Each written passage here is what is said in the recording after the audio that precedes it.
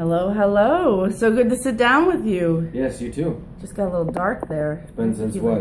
Day of Days. Day of Days. How has life been over here in Salem since then? Salem's just getting wild. It's like the Wild West over there. Yeah. No, it's been good. It's been lonely for old chatty boy. He's trying though. Yeah, he just says all the wrong things.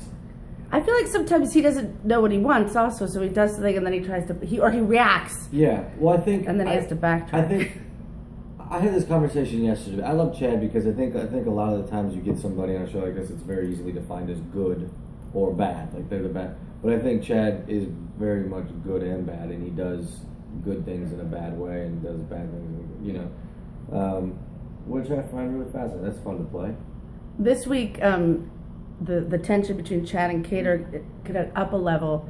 Have we seen the worst of what Chad can do, or do you think he has? No.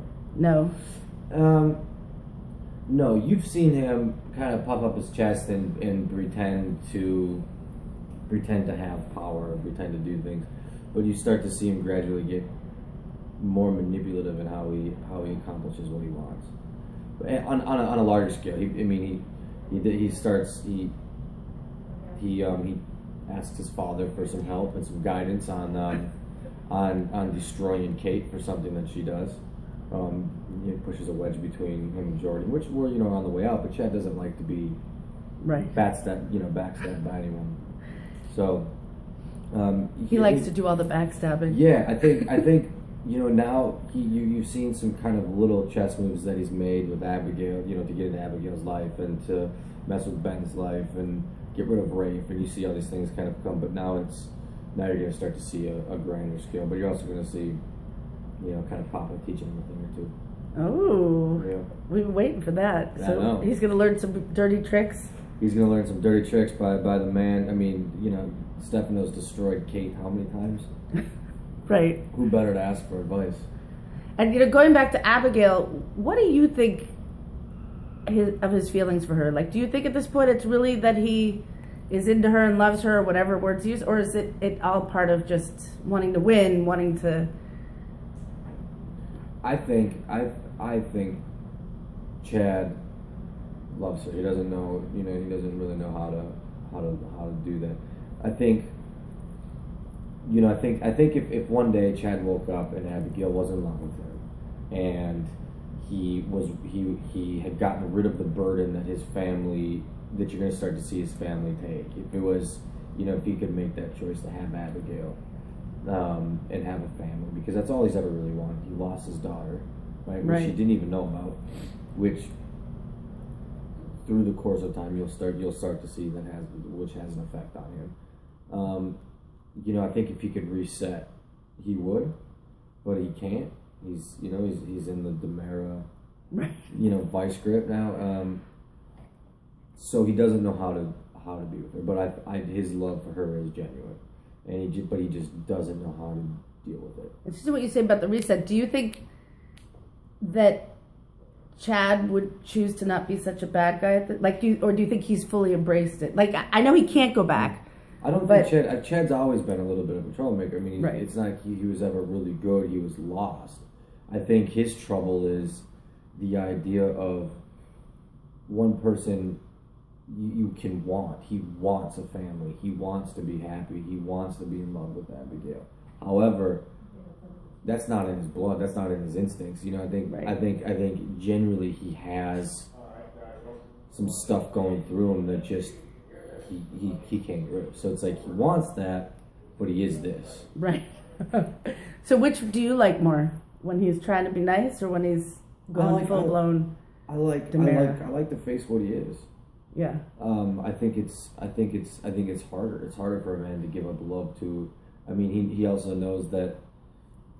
He he saw what Abigail what Sammy and EJ had, and how unhappy they were, and they're happy, and then EJ gets killed. I mean, he knows he's aware of all this stuff that's happened with Lexi and when he found out there's been so many, his mom dying, all these things have happened. So I think he likes to be. he embraces who he is, but I think it's harder to give up love. He's giving that up and going, this is who I am. Right. You know, he's like on a smaller scale. He's like that American Psycho kind of version. He's like, you know, he's giving it up, going, I know that I'm not good for you. Right. But doesn't mean I can't love you. You know, and I think that's the argument he always has is I love you, and then he gets what he wants, and then he has to go, wait a second, I know, you know, get it together, get a grip. You promised yourself that that's not what you wanted, but it's you know, destiny or cosmic fate or whatever, however you want to have it, or just, you know, call it the writing of the show. They're always going to come together. Right. Their orbits just can't.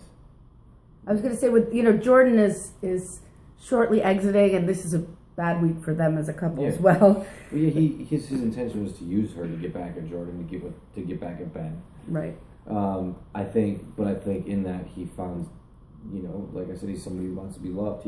He had somebody who loved, who took care of him, and I think he naturally started to have feelings for that.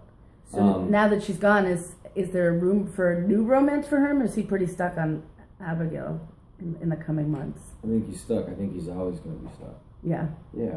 It's more interesting for me for me that way. You know, I mean, to have one unattainable goal. I mean, not necessarily it's unattainable, but to constantly to touch it and then to have it go further and to touch it again. I think that's incredibly fascinating or interesting to me. I know it's kind of torture that she's so understanding and forgiving as a person, because most people would have walked away from him long ago, and yet she still keeps trying. They go in circles to, you know, see the best in him and move past the things he does, and he keeps. Well, because he has a lot of good in him. You know, I mean, you see him with Theo, and you see him with essentially everybody. You know, he's a lot. You know, he does a lot of good. He you know, he's all the charity stuff, and that's the person. Like he does a lot of good, unless the people who care. Like Abigail's the one person who just gets this raw end of the deal. But that's, you know, it's because he doesn't know how to handle it. He doesn't want her to become Sammy. Sammy was hard and rough and, you know, and turned mean, and that was because she had to deal with Stefano. And I think he sees Abigail as, you know, being a kind of gentle person and wants her to stay there. But at the end of the day, he loves her, so he's gonna, you know, fight with that always. Right. And I have to ask, how's the energy on set with the big 50th anniversary coming? And I know you guys kicked it off December. Yeah. People are excited. It's fun. I mean, I think everybody's wondering where they're going to go with the stories. Yeah. You know, there's been a lot of stuff that's, I mean, we filmed so far in advance, so obviously things that have happened you can't really talk about, but there's been some interesting things that have happened, and you know, I think people are excited to see where it takes them. I mean, I don't even know. Right. So I think everybody's like, everybody's excited, but it's also like, am I going to be? What's going on? Am I going to be in it? Am I going to be around? I think you might be some of the drama, the way things are going. Your character.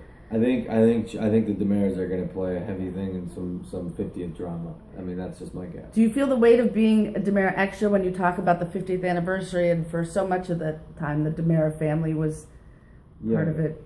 I do. I mean, it's an amazing honor. I mean, you know, I love Joe. I think Joe's amazing, and, you know, the conversations we have and when we get to do scenes. And, it is, especially to be the last one. Right. Well, you know, you might have a kid. As I know, yeah. I could always have a child, I guess. Or there is EJ's children who will come up and, you know, murder me at some point. But yeah, it's exciting. I mean, people love the DeMares. I'm curious to see, hopefully for the 50th, that you get to see like some real old school DeMare stuff. That would be my wish. Like, I want to see, you know, Stefano and Chad and like a Victor, you know, Kyriakis, like just in all out. It's interesting because I feel like Victor's definitely gotten back to doing some of his dirty. Yeah. Not kind of. He's totally back to the Clyde dirty Weston's work. Running around town just wrecking everybody's lives. I want to see Stefano and Victor, you know, come together and just start wiping out some people. Ooh. Well, that is a good note to end on. Unless there's anything you want to talk about that I've brought up. No, just thanks everybody for watching and supporting. And you know, I'm as excited as you are for the 50th, and hope you guys stay tuned.